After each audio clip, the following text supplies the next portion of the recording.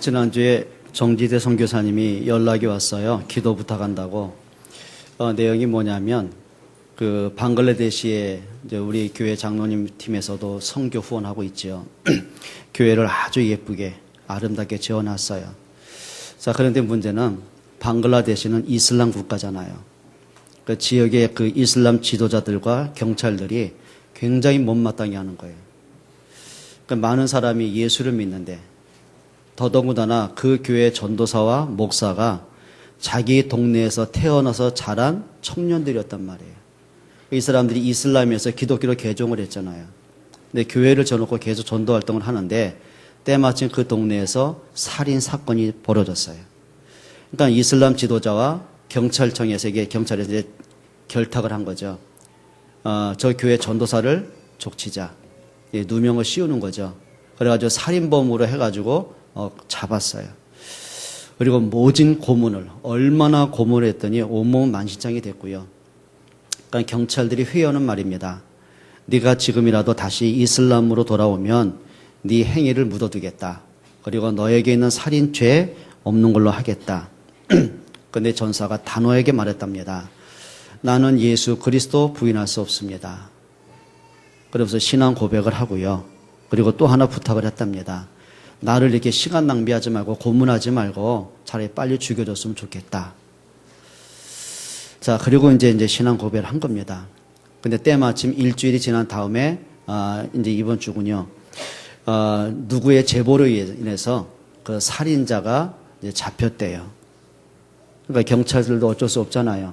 근데 문제는 이미 이 사람을 엄청 고문을 해가지고 온몸 만신창이 됐으니까 병원에서 입원시켜서 지들이 치료를 해주고 있는 상태랍니다.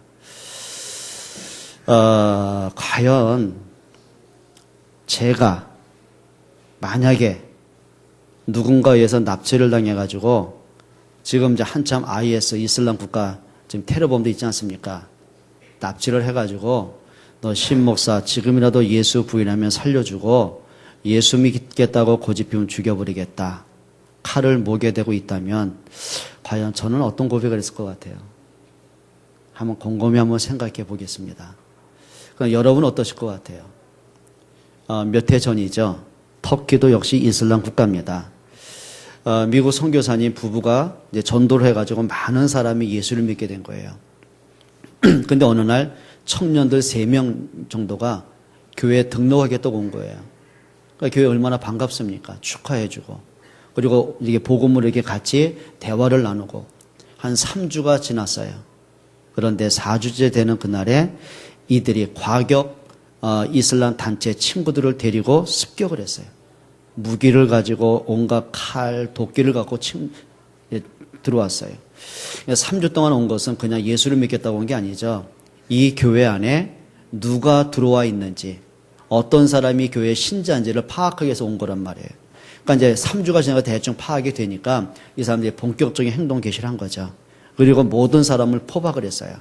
그리고 그 대표되는 선교사님부터 협박을 한 겁니다. 네가 지금이라도 예수를 포기하고 네가 이 나라 떠나면 살려주겠다. 그렇지 않으면 죽이겠다는 거예요. 그러니까 선교사님이 신앙 고백 역시 하죠. 나는 예수가 그리스도심을 믿는다. 그러니까 이제 이 과격단체들이 청년들이 이제 손가락 메디메디를 자르는 겁니다. 이렇게 발가락을 자르고 부인할 때마다, 그리고 칼로 항문을 도려내고, 그리고 그분을 목을 쳐 죽였어요. 그리고 그분 와이프도 사모도 역시 똑같이, 그리고 거기에 있는 중직자들부터 차례차례 고문하면서 죽인 거예요. 그러니까 다는 죽일 수 없잖아요.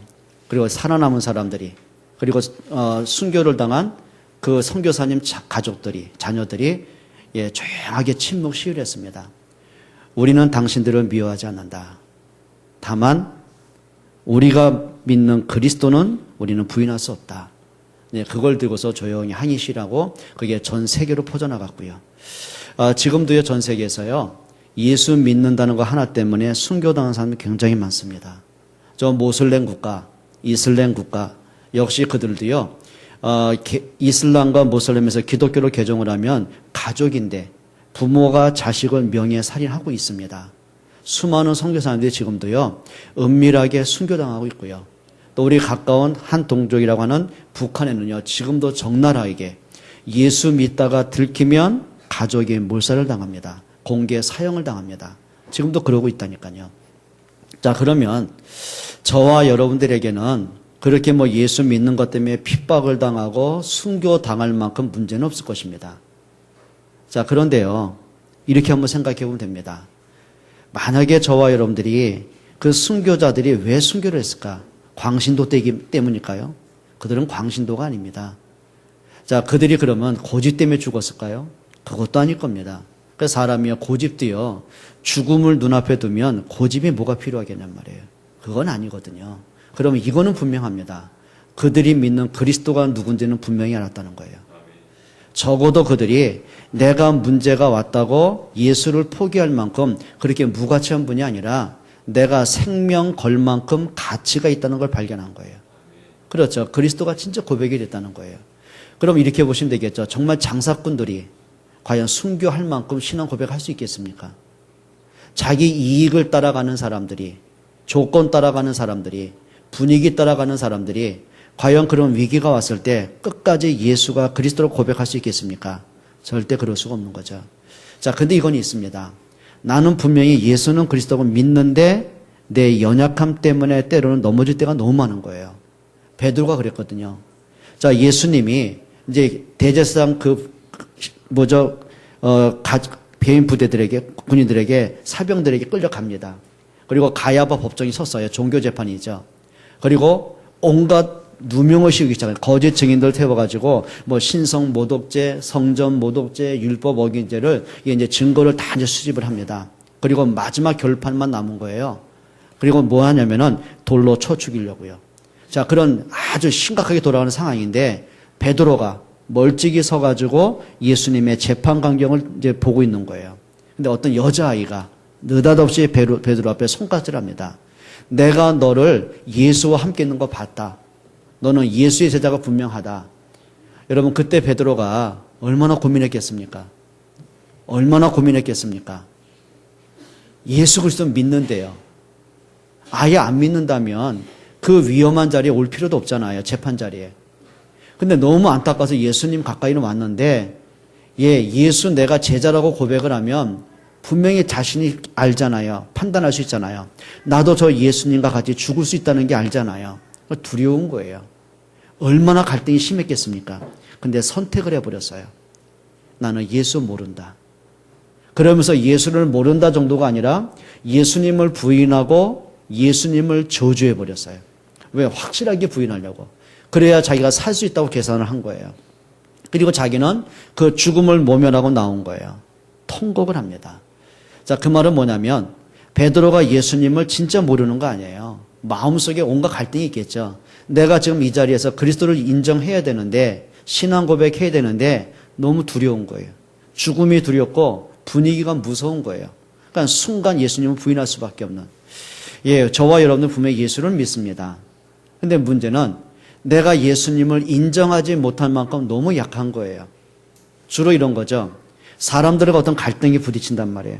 그러면 그 갈등 속에 내가 서운하고 억울하고 화난 생각만 냈지, 그래, 저 사람과의 갈등 속에 내가 깨달아야 될 시간표가 뭐지? 하나님 앞에 서는 사람이 그리 많지 않아요. 이제 감정 싸움이 되는 거예요. 부딪히는 거예요. 니까짓 게 뭔데? 내가 너한테 왜 져야 돼? 그러니까 이런 막 상처된 생각 막 싸우니까 이게요, 본질은 작은데 싸움은 커지는 거예요. 그게 막 사람들로 막 소문이 나고 교회 전체로 흔들린 만큼. 또 때로는 이런 거죠. 우리가 조금 문제가 생깁니다. 그래요. 우리가 경제 문제든 자녀 문제든 건강이든 어떤 여러 가지 문제 올 수 있잖아요. 그럼 사람들은 그 문제 속에서 그래, 하나님이 이 문제를 통해 나에게 주실 은혜가 뭐지? 내가 깨달을 건 뭐고 기도 제목은 뭐지? 그렇게 하나님 앞에 질문하는 사람이 그리 많지 않아요. 주로 이렇게 갑니다. 왜 나에게 이렇게 문제가 많지? 하나님이 계시다면 왜 이렇게 문제 해결 안 되지? 그러니까 불신앙으로 가고 원망으로 가고 절망으로 되게 가지 복음으로 간 사람이 그리 많지가 않단 말이에요. 왜 그러냔 말이죠.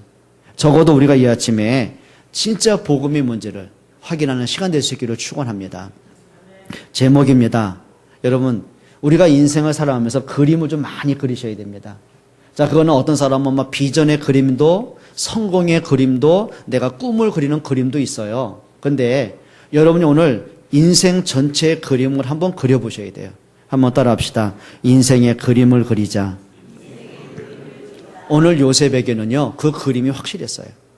단순하게 그래 내가 이 어려움을 조금만 더 참으면, 조금만 더 참고 인내하면 반드시 좋은 일이 생길 거야. 그런 그림을 그린 게 아니에요. 자, 요셉은 어릴 때부터 하나님의 주신 언약이 있고 하나님의 말씀이 가슴에 담겨졌단 말이에요. 근데 살다 보니까 내가 원하지 않는 일들이 많이 생기잖아요. 내가 원하지 않는 문제들이 많이 터지잖아요. 자, 그러다 보면 사람 자꾸 말씀 잃어버리거든요. 믿음이 놓쳐버리거든요. 그리고 문제 따라 분위기 따라 환경 따라 자꾸 끌려가거든요. 근데 요셉은 문제가 오면 올수록 이 말씀의 그림이 더 선명해졌어요. 위기가 오면 올수록 하나님의 신 언약이 더 선명해졌어요. 그 말씀을 가지고 인생 전체를 봤어요. 말씀을 가지고 문제에 대한 답을 찾아냈어요. 말씀 속에서 답을 찾고 보니까 올바른 기도 제목이 생겨요. 그게 인생의 그림이고 비전이라는 거예요. 여러분, 부모들은 자녀를 임신하면서 그림이 있잖아요. 누구보다 잘 키워야지. 건강하게, 똑똑하게, 정말 잘 키워야지. 나 좋은 부모 돼야 되지. 예, 나름대로 그림이 있어요. 그렇죠? 그러면 여러분 인생 전체에 그런 그림이 있어야 돼요. 우리 학생들이 공부를 하잖아요. 그림이 그려져 있는 거예요. 근데 안타까운 게 뭐냐면 물거품 그림이 굉장히 많습니다. 그 물거품 그림이 뭐예요? 이겁니다. 점수 잘 받아야 돼. 그래야 좋은 대학 갈 수 있어. 그래야 취직도 제대로 할 수 있어. 아, 취직을 해야 먹고 살잖아. 그래, 돈 벌어 내가 여행도 해야 되잖아. 예, 그것도 나름대로 그림일 수 있어요. 근데 내가 점수 때문에 내가 16년이라는 초등학교부터 대학교 16년 긴 세월을 투자할 만한 가치가 있는가? 내가 진짜 16년 동안 머리 터지게 공부하는 것이 점수 때문인가? 내가 대학을 잘 나오는 그림이 결국은 좋은데 직장 취직하는 것뿐일까? 그럼 사람이요, 나는 공부를 잘하려고 대학까지 갔는데 공부 안 돼봐요. 좋은데 취직을 하려고 대학을 졸업했는데 취직이 안 돼봐요. 내가 잘 살려고 돈 버는데 자꾸 문제 생겨봐요. 그래서 사람이요, 그림들이 지워지기 시작하는 거예요. 어느 날 절망밖에 안 남는 거예요. 그런 그림을 얘기하는 게 아니란 말이에요. 오늘 저와 여러분들이 몇 가지 한번 답을 찾으셔야 됩니다. 첫 번째입니다. 자, 요셉은 분명히 하나님 믿습니다. 하나님의 말씀도 알고 있습니다. 자, 그런데 문제가 왜 이렇게 많습니까? 왜 이렇게 문제가 많습니까? 저 어린 나이, 가장 어릴 때, 지금 말하면 유치원 나이 때 엄마의 손길이 가장 필요한 그 나이에 느닷없이 엄마가 죽은 거예요. 그 한, 그 상처, 그 외로움, 뭘로 채우겠냔 말이에요. 가장 필요한 엄마의 손길이 없어요. 근데 가정마저도 좀 온전하고 따뜻하고 대화가 있고 사랑이 있고 가족 간에 이런 그런 사랑들이 좀 있으면 괜찮은데 가정을 보니까 너무 험악해요. 그 당시에는 일부 다처제 아닙니까? 자기 아버지 야곱이 아내를 4사람을 얻었단 말이에요. 근데 4명의 여자가 그렇게 암투를 벌이는 거예요. 요셉에게 10명의 형들이 있어요. 배다른 형들이에요.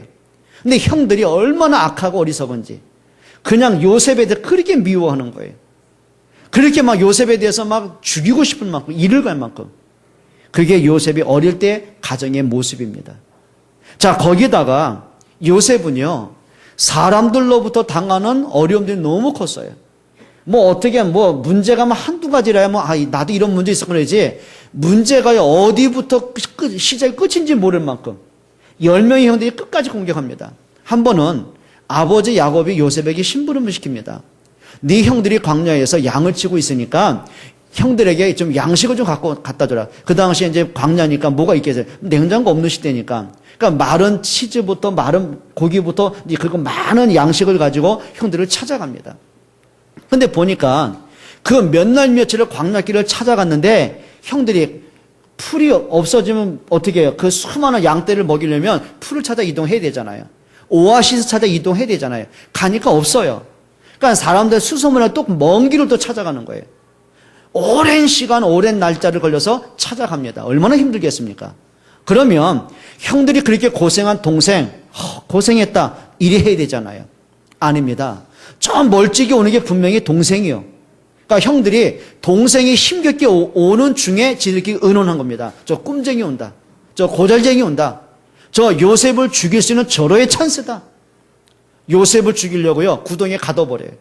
그것도 그냥 구덩이가 아니라 그 당시에 뭐 광야니까 땅을 파잖아요. 물을 얻으려고. 그러면 물이 이제 말라버리면 그 땅이 어떻게 되냐면 그게 너무 깊잖아요. 그게 진흙밭이잖아요. 거기에 던져버린 거예요. 올라올 수가 없는 거예요. 올라오려고 발버둥을 치면 쳐서 흙이 무너지니까 그 흙돔에 깔리게 되는 거예요. 그러니까 새벽 일찍 형들이 보니까 이제 죽었겠지 가보니까 아직 안 죽었거든요. 그러면 뉘우쳐야죠. 우리가 너무 큰 잘못했다. 아무리 미워도 그렇지 동생 아니냐. 일이 해야 되잖아요. 근데 그 끌어올립니다. 때마침 보니까 아라비아 노예 상인들이 오는 거예요. 노예 상인들에게 팔아버립니다. 은 20을 받고. 그러면 아버지한테 동생이 죽었다는 건 보고 드려야 되잖아요. 요셉의 옷을 벗깁니다. 갈기갈기 찢습니다. 그리고 양을 죽여서 피를 발라온 거예요. 자, 요셉은 노예로 팔려갑니다.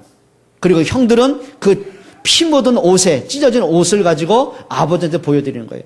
아버지가 가슴을 치면서 그래 요셉을 만나기 전까지는 단 한 번도 야곱 속에 그 한과 상처가 지울 수 없잖아요. 이런 악행을 이제 아들들이 범하거든요. 자, 요셉이 이제는 노예로 팔려갑니다. 보디발 집에. 여러분 한번 상상을 해보시자고요. 성경이니까 요셉이 노예로 팔려간 그 속에서 하나님의 은혜로 총리가 되고 우리 그거 보지 말자고요. 많은 분들이 기도합니다. 하나님 우리 아이들 요셉처럼 축복받게 하옵소서. 근데 뭘 잃어버린 거예요? 요셉이 통관 노예된 거는 한 번도 기억 안 하더라고. 이렇게 하나님 우리 아이들이 노예로 한번 팔려갔다가 그 기도 해야 됩니까? 그래? 그러니까 욕심만 있지 요셉이 그 붙잡은 언약은 자녀들에게 심는 걸 뭔지는 모르는 거란 말이에요. 한번 생각해 보세요. 노예로 팔려가는 분 대우받았겠어요? 노예는 사람이 아니에요. 짐승보다 못한 거예요. 노예가 주인의 말을 무슨 거절을 해요? 아니죠. 그러니 한번 생각해 보세요. 요셉이 어릴 때 자라면서 애굽어를 배운 적이 어디 있어요? 적어도 언어를 배우려면 듣는 거 이해하려면 6개월, 1년은 가야 되잖아요. 뭐 했단 얘기죠? 아니 지금 누군가 일하는 사람, 책임자가 일을 시키는데 말귀를 못 알아들어요. 그럼 차분히 앉아가지고 과외교사 보내가지고 언어 가르치겠어요? 돌아오는 건 채찍밖에 없는 거예요. 그걸 13년 세월을. 그런데 보니까 보디발이 보니까 이게 보니까 노예인데 노예 같지가 않은 거 있죠. 너무 귀하게 보여요. 노예인데 천하게 안 보여요. 너무 소중하게 보여요. 자, 시간이 지나면 지날수록 진짜 복덩인 거 있죠. 요셉이 자기 집에서 일하는 그날부터 자기 집에 계속 축복이 오는 거예요. 그렇게 막혔던 것이 안 됐던 일들이 자꾸 되어지기 시작하는 거예요. 눈치가 있잖아요. 보통 놈 아니다. 보니까 이게 하나님을 믿어요. 근데 보디발이 얼마나 감동받았냐면 노예가 믿는 하나님을 인정할 만큼이요. 그리고 자기 집에 있는 모든 걸 요셉에게 맡깁니다. 그게 가정 총무입니다. 자, 이제는 어려움이 끝났습니다.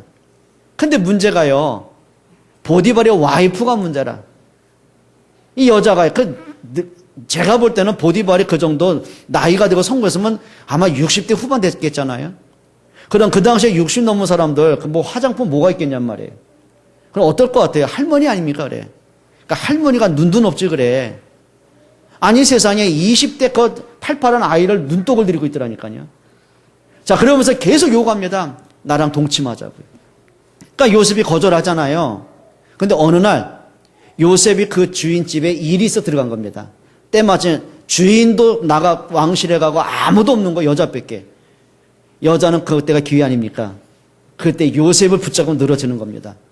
그때 요셉이요 자기 옷을 벗고 도망을 가는 거예요. 이 보디발에가 얼마나 또 열받칩니까? 그래. 그러니까 여자가 한을 보면 언제도 소리가 내려요? 오누에레들. 그러니까 너무 분이 난 거예요. 자존심도 상하고 이제 남편이 들어왔어요. 그리고 막 길이 뛰는 겁니다. 이 옷이 누구 거냐고. 주인이 보니까 보디발이니까 요셉 옷이에요. 요셉 거 아니냐고. 이 옷임자가 대낮에 내 집에 들었다 아무도 나를 겁탈하려고 왔다 내가 소리치니까 옷을 벗어두고 도망갔다고요. 우리 청년들 여자 잘 만나라. 윙크한다고 무조건 가면 안 된다. 괜히 꽃뱀 만나면 문제 되잖아. 거기다가요, 요셉이요. 참 누명 쓰죠. 그것도 누명도요, 참 유치합니다. 강간 미수범이라. 누가 봐도 이건 손가락질 받을 짓이죠. 이제 감옥에 갇히는 거예요. 자, 적어도요, 이게 한 요셉의 그냥 옛날 이야기겠습니까? 역사 이야기고 그의 본인의 인생 스토리인데요. 적어도 여러분 같으면, 그래, 난 하나님 믿어 지금까지 열심히 살아왔는데, 누구면마다 예배도 하고, 봉사도 하고, 헌신도 하고, 내가 많은 헌금도 했는데, 응답은 안 오고 자꾸 문제가 온다면, 여러분 같으면 어떤 선택하실래요? 예? 제가 우리 중직자나 성도 이렇게 표정 보면 이렇게 좀 어떤 때는 섬찟할 때가 있습니다. 아, 오늘 문제 있어서 왔구나. 인상이요, 이렇게 앉아 있습니다. 시험 들어가지고. 그러니까 여전해요, 보면. 어느 날 보면 예배도 안 와요. 그러나 이렇게 듣다 보면, 아, 또 문제 있구나. 만약에 여러분 같으면 어떠시겠어요? 내가 원하지 않는 문제가 자꾸 생겨. 내가 원했던 돈은 안 생기고 자꾸 돈이 자꾸 없어져. 사업이 자꾸 안 돼. 건강이 자꾸 이상이 와.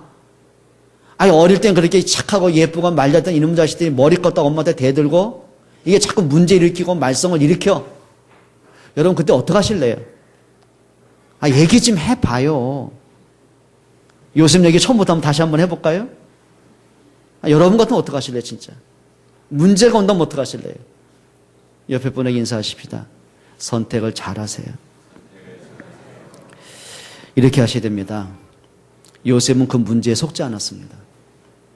적어도 자기의 현실과 어려움과 문제 때문에 사람들 때문에 오는 그 갈등 때문에 복음과 바꾸지 않았습니다. 그게 요셉이 선택한 축복들이죠. 한번 따라합시다. 나의 한계를 뛰어넘자. 그게 영적인 힘입니다. 그러니까 사람이요, 영적인 힘을 얻지 못하면 자꾸 문제에 묶입니다. 과거 상처에 묶이고, 사람들 때문에 시험 들고, 환경 때문에 자꾸 낙심하고, 내 한계 꼬라지 보면서 자꾸 절망하고, 그게 이제 사람들의 수준들이거든요. 뛰어넘으셔야 됩니다. 내 한계를, 내 영적 문제를 이길 수 있는 길이 있습니다. 그게 복음의 능력입니다. 그래서 요셉이 붙잡은 게 있어요. 두 번째입니다. 요셉의 붙잡은 언약이 뭡니까? 첫째예요. 하나님이 주신 언약을 붙잡았어요. 언약. 하나님의 말씀으로 하신 약속을 언약이라고 하는 거예요. 제가 여러 번 말씀드렸죠? 자, 요셉의 할아버지가 누구예요? 이삭입니다. 증조 할아버지가 누구예요? 아브라함입니다. 아브라함과 이삭이 어릴 때 요셉과 그 손주들이 어릴 때부터 이삭이 무릎에 앉히고 계속 이야기한 게 있습니다. 이삭이 평생 잊지 못할 하나님의 주신 언약이 가슴에 딱 담겨진 거 있잖아요. 그걸 전달하는 거예요. 그게 창세기 22장 사건입니다. 하나님이 아브라함에게 명령하십니다. 아브라함아, 네가 사랑하는 독자 이삭을 내가 명하는 저 모리아산에 가서 제물로 바쳐라. 옛날 같으면 아브라함이 어떻게 100세 얻은 아들을 하나님께 제물로 바치겠냐고요. 그 말은 뭐냐면 이겁니다. 하나님의 명령이 뭐냐면, 아브라함, 네 아들 이렇게 제물로 바쳐. 내가 명하는 저 모리아산 가. 그리고 칼로 목을 따라. 피를 다 쏟아라. 그리고 몸통을 각을 떠가지고 내장을 거기서 불태워서, 그리고 나중에 몸통까지 불 때 하나님께 제물로 바쳐라. 아니, 하나님이 사랑고기가 필요해서 바치라고 했을게. 근데 아브라함이요, 옛날 같으면 아들 숨겨야 되잖아요. 하나님이 미쳤냐고 불신앙해야 되잖아요. 근데 아브라함은 적어도 한 가지는 분명히 했습니다. 자기가 하나님을 믿던 시간 이후로, 그래야 평생을 하나님 앞에 늘 불신앙하면서 인본주의 있었던 습관들이 있었잖아요. 근데 인생을 살아오면 살았을수록 하나님이 누군가를 아는 결론 내렸어요. 하나님의 말씀이 어떤 정도의 능력인지 알고 있단 말이에요. 자, 근데 하나님의 명령을 받고 아브라함이 불신앙할 이유가 없었어요. 하나님이 나한테 이 명령을 할 때는 분명히 하나님의 의도가 있을 거 아니냐. 그냥 아멘하고 순종했어요. 3일길을 갑니다. 그리고 나서는 자기 아들을 머리에서 나무를 깔아놓고 그 아들을 묶고 그 다음에 칼로 찔러 죽이려고 합니다. 그때 하나님이 명령하십니다. 아브라함아, 네 독자 이삭에게 손대지 말아라.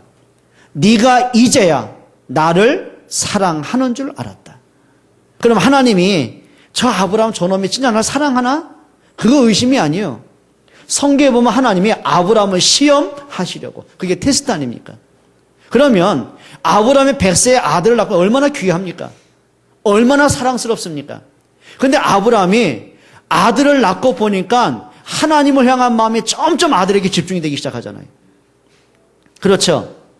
하나님보다는 아들에 대한 더 큰 비중이 차지하잖아요. 그럼 하나님이 아들을 주셨을 때는 거기에 대한 의미가 있을 거 아닙니까? 근데 아브라함이 그 하나님의 의도는 모르고 아브라함의 자식에 자꾸 마음이 기울어지잖아요.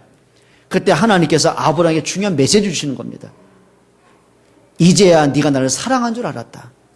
그러고 보니까 아브라함 뒤에 하나님이 언제 준비하셨는지 수양, 산양이죠. 그 양이 뿔이 수풀에 걸려가지고 발버둥 치는 게 보인 거예요. 안 보였는데 비로소 보니까 양이 뒤에 준비되어 있더란 얘기예요. 그리고 아브라함이 깨닫죠. 이삭이 죽어야 될 그 자리에 대신 수양을 죽입니다. 피를 쏟게 하고 하나님께 제물로 바칩니다. 이삭이 그걸 보는 거예요. 방금 전까지 자기가 죽어야 될 그 처지인데 내가 죽어야 될 그 자리에 하나님이 수양을 대신 죽게 하신 거예요. 그게 메시지를 가슴에 각인된 거예요. 그래, 언젠가 하나님의 약속과 여자의 우선 그 주인공이 오셔서 메시아 그리스도가 오셔서 내가 범한 죄 때문에 내가 받을 저주 때문에 그분이 십자가에 죽으시겠구나. 양이 죽는 걸 보면서 그리스도의 십자가 가슴에 담겨진 거예요.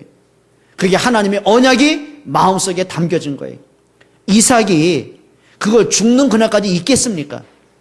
그러면 자기 손주들에게 자기 자녀들에게 언약 전달했겠죠. 그러면 지나가는 얘기로 믿으려면 믿고 말려면 말고 열심히 해라 그거겠습니까? 아닙니다. 한 맺힌 언약을 전달하는 거예요. 근데 보니까 다른 자식들이 그 메시지를 관심을 안 둬. 마음에 두질 않아. 다른 그 손주들이 그 하는 언약을, 피 언약을 대충 들어. 그러니까 어디까지 가냐면 할아버지 또 그 얘기요? 또 그 잔소리요? 그럼 할아버지가 하는 또 반복하는 잔소리. 근데 이상하죠? 요셉은 그걸 반복한 얘기로 안 들었어요. 할아버지 얘기로 안 들었어요. 하나님의 주는 말씀으로 가슴에 담았어요. 말씀에 담았는데 하나님이 요셉에게 계획이 있잖아요. 하나님이 일을 하신다면 누굴 통해 일하겠냔 말이에요. 불신앙하는 사람이요? 말씀이 뭔지도 모르는 사람이요? 하나님 계획이 뭔지 그 사람은 쓰실 이유가 없잖아요. 어릴 때부터 언약이 담겨진, 어릴 때부터 하나님의 비전을 담은 그 요셉을 통해 계획이 있잖아요. 그리고 나서 주신 메시지가 창세기 37장의 말씀입니다. 해와 달과 11별이 자라는 언약을 주시 꿈을 꾸게 하시는 거예요. 그게 말씀이에요. 자, 그러면 요셉이 나이는 어린데 많은 문제와 사건은 있는데 그 사건을 붙잡은 게 있습니다. 그게 하나님이신 언약과 말씀이에요. 자, 요셉이 잘한 게 그거 아닙니까? 언제든지 한 게 그겁니다. 자, 사람을 볼 때마다 요셉이 형들 때문에 얼마나 어려움 당합니까? 그런데요, 오늘 본문에 보니까 요셉이 많은 과정을 통과하고 애굽의 총리까지 올라가잖아요. 근데 그 해에 7년 동안 흉년이 듭니다. 근데 하나님이 요셉에게 지혜를 주셔가지고 7년 동안 흉년 들 수 있는 모든 준비를 만반을 끝을 낸 거예요. 자, 그런데요, 형제들이 자기가 흉년 드니까 7년 동안 흉년이고 얼마나 먹을 게 없어요. 곡식이 필요하잖아요. 그런데 애굽엔 곡식이 풍성하단 말이에요. 형들이 곡식을 사러 옵니다. 그런데 자기가 곡식을 사려면 요셉을 통과를 해야 돼요. 요셉의 허락을 받아야 돼요. 그래야 곡식을 살 수 있단 말이에요. 요셉이 애굽의 총리니까 엎드려 두려워 떨겠죠. 근데 요셉은 알아본 겁니다. 오늘 본문이 그거 내용이에요. 자기 앞에 형제들이 무릎 꿇고 있는데 그게 형제들인 거 알았어요. 요셉이 자기 신분을 바뀝니다. 내가 바로 당신이 팔았던 요셉입니다. 형들이 요셉 보고 얼마나 두렵겠냔 말이에요. 여러분 같은 어떻게 했어요? 감이 안 잡혀요. 표정이 왜 그러세요? 내가 만만하니까 우리 장장로님이 인신매매한테 나를 팔았어.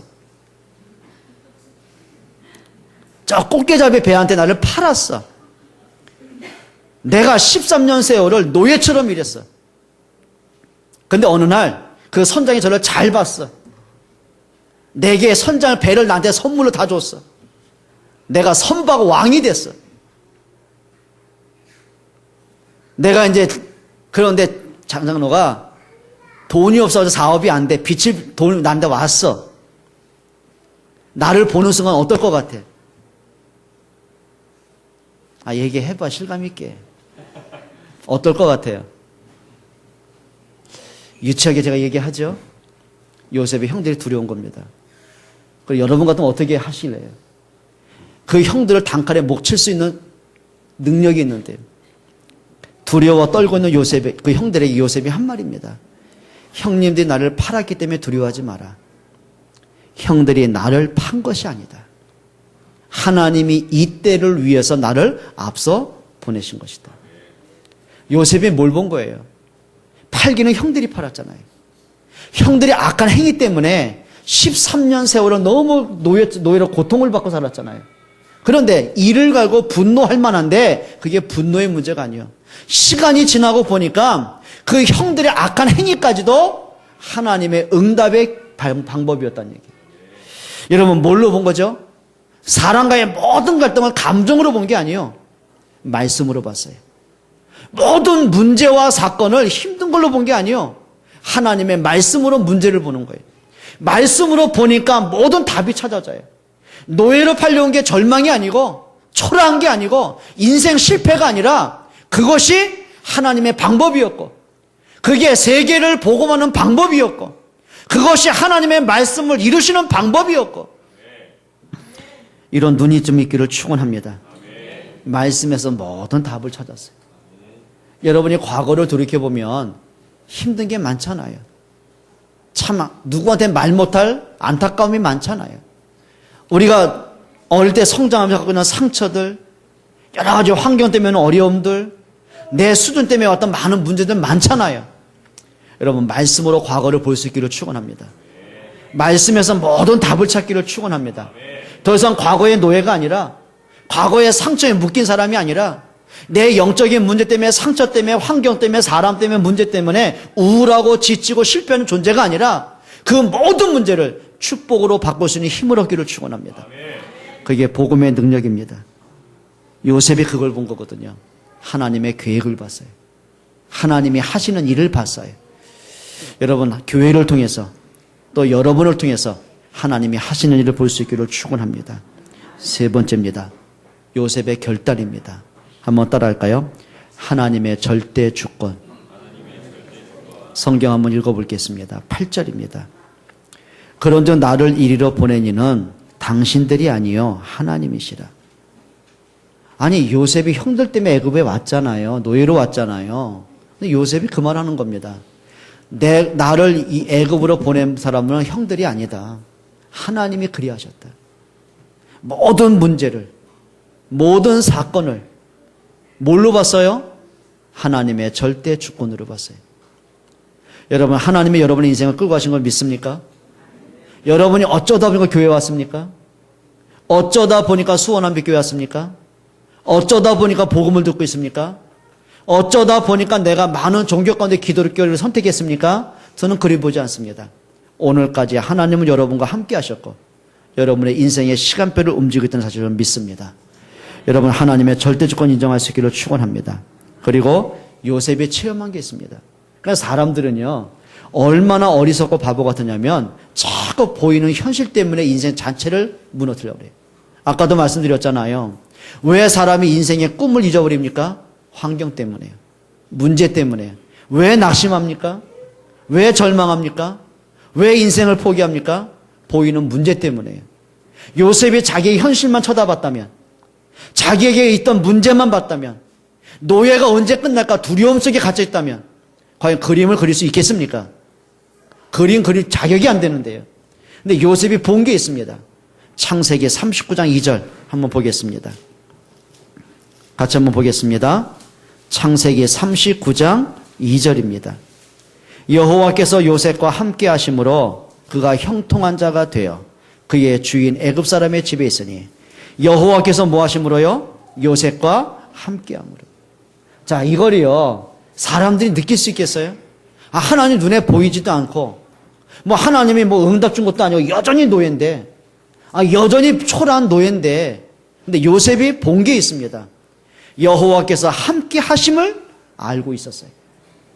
여러분, 진짜 좀 이거 확인하기를 축원합니다. 사람들은 그러잖아요. 내가 갖고 있는 문제가, 내게 와 있는 문제가 빨리 해결돼야, 하나님 응답하셨어. 그래, 없던 돈이 빨리 생겨야 하나님 응답하셨어. 병이 빨리 나아야 하나님이 도와줘요. 우리 그렇게 고백하잖아요. 여러분, 그게 아니고요. 요셉이 노예에서 해결된 게 아니라 여전히 노예인데 한계 있습니다. 그 속에서 하나님의 함께 하심과 하나님의 계획과 하나님이 하고자 하는 일들이 보여지는 거예요.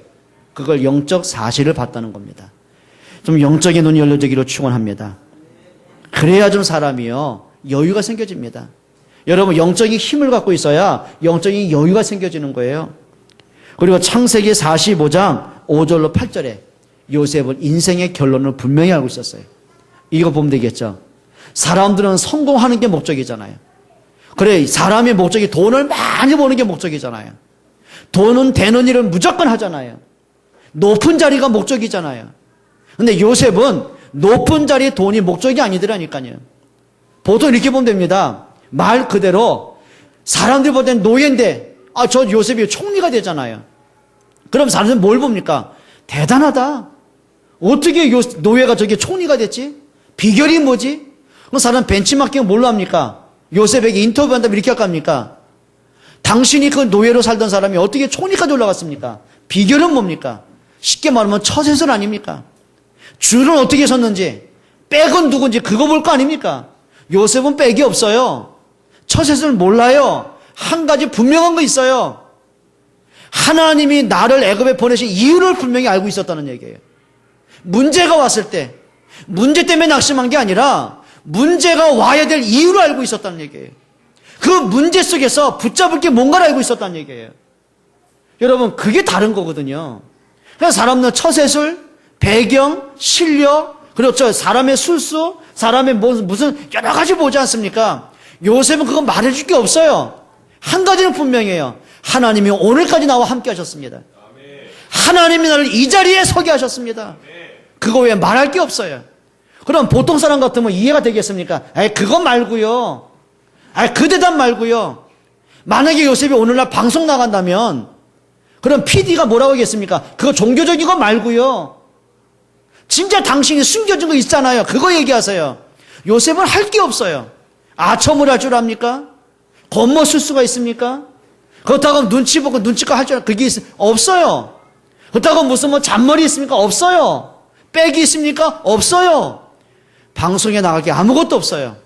요셉은 할 거 하나밖에 없어요. 나를 이곳에 보내신 분이 하나님이십니다. 나를 이 자리에 서게 하신 분이 하나님이십니다. 여러분 그 말 듣고 어떻게 대답하시래요? 저 목사님은 뻔한 얘기 안 해? 목사니까 그렇게 안 들으시겠습니까? 이젠 여러분들이 자신에게 적용하셔야 됩니다. 요셉이 고백했던 걸 여러분이 고백할 수 있을 만큼, 여러분이 요셉이 봤던 영적인 사실 여러분이 볼 수 있을 만큼, 요셉이 붙잡았던 그 말씀을 여러분이 붙잡을 수 있을 만큼, 요셉의 결과를 보고 승리했던 것을 여러분도 승리할 수 있을 만큼 내게는 불신앙부터 틀린 생각부터 바꿀 수 있어야 돼요. 말씀으로 모든 거 볼 수 있어야 돼요. 그게 응답의 시작입니다. 왜 기도해도 응답이 안 오지? 왜 예수를 믿어도 축복이 안 오지? 왜 문제 해결 안 되지? 어린아이 같은 얘기 투정 그만하고 이제는 그래 괜찮다. 문제 해결 안 돼도 괜찮다. 그리스도면 된다. 답 찾으면 됩니다. 응답받기를 축원합니다. 어제 지난주에도 아까 말씀하신 정지태 목사님 만났어요. 더 자세한 얘기를 들은 거예요. 그래서 로니 전도사가 방글라데시 사람 아닙니까?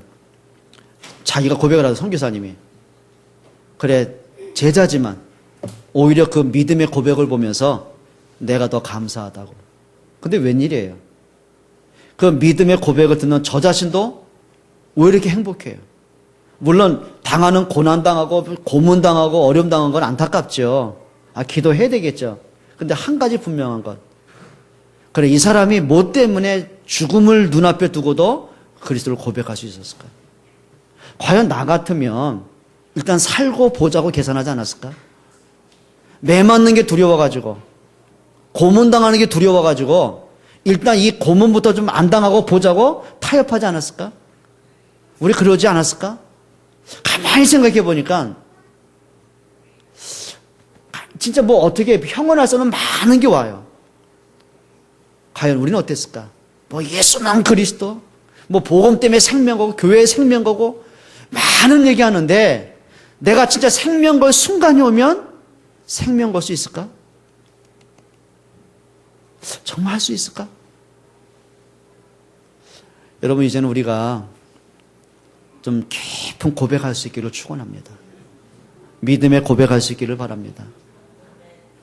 내가 필요한 하나님이 아니라 진짜 좀 우리가 예수가 그리스도는 그 하나만으로도 신앙 고백을 할 수 있을 만큼, 그리스도라는 그 이름 하나만으로도 내가 충분할 수 있을 만큼, 진짜 복음 때문에 생명 걸 만한 가치가 확인될 만큼 여러분 믿음의 결단할 수 있기를 축원합니다. 이거죠. 좀 시간이 지나면 지날수록 영적으로 성숙해져가는, 진짜 복음의 사람으로 바뀌어가는, 보이는 환경 때문에, 문제 때문에, 사랑과 갈등 그것 때문이 아니라 정말 그걸 모든 것을 좀 복음으로 좀 정복해 갈 수 있을 만큼 믿음에 힘 있는 사람 되시기를 주의 이름으로 축원드립니다. 기도하겠습니다. 하나님께 감사를 드립니다. 믿음의 사람들이 고백했던 그 고백이 나의 고백이 되기를 원합니다. 믿음의 사람들이 결단했던 그 복음의 결단이 우리의 자세가 되기를 원합니다. 정말 복음을 위해서 생을 들였던 것처럼, 인생 전체를 올인한 것처럼 저희들이 복음과 전도와 교회와 우리 후대를 위해서 올인할 수 있는 은혜 주시기를 기도합니다. 예수 그리스도의 이름으로 기도합니다. 아멘.